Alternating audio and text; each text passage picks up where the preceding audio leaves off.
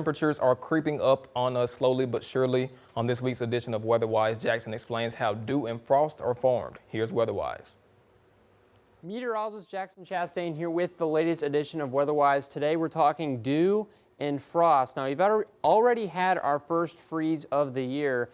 Now we're going to talk about, how does frost form? How does dew form? It's actually a pretty simple process, and it starts with the ground absorbing the solar radiation from the sun. As it does so, temperatures tend to go up. So you got that process going on during the day, the opposite occurring at night. You have radiation leaving the Earth's surface. As a result, temperatures start to cool down, and you get surface temperatures that will drop and drop and drop, especially under clear skies when there's nothing impeding that radiation from escaping back into space. Now, where does this come into play with dew? Well, with dew, if you have a temperature that when moisture forms a dew point, 43 degrees, and your temperature is about 67, the air just above the surface during the day is well above that dew point. But you get to nighttime, those temperatures start to decrease again, radiation is escaping, that temperature is going to start to drop, and eventually it gets to right at about at the dew point.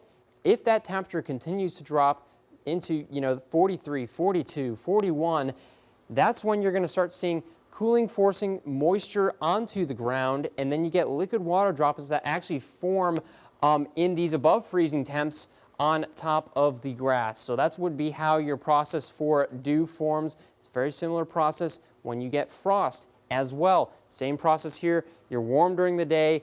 The dew point might be 32 degrees, so freezing basically. You get into the night, those temperatures start to drop again. You get close to freezing. If you go past freezing, you get basically the same process. What happens here is you get cooling that forces the moisture onto the ground, freezing temperatures, moisture freezes, and then the frost forms on the grass. So basically the same process. The only difference is the dew point is below freezing. And just compare that to how a road warms up during the day to how grass warms up. The road warms up a lot quicker.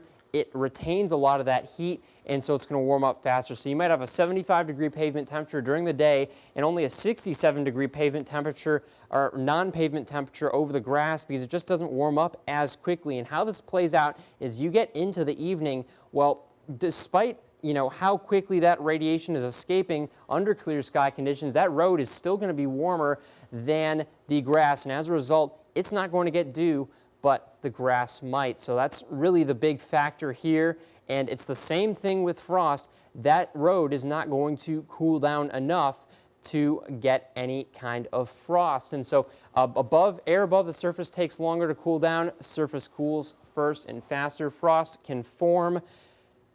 That's all I have for you guys this week. If you have any questions, feel free to post those to Facebook, to Twitter, to my email. But otherwise, you guys have a great one.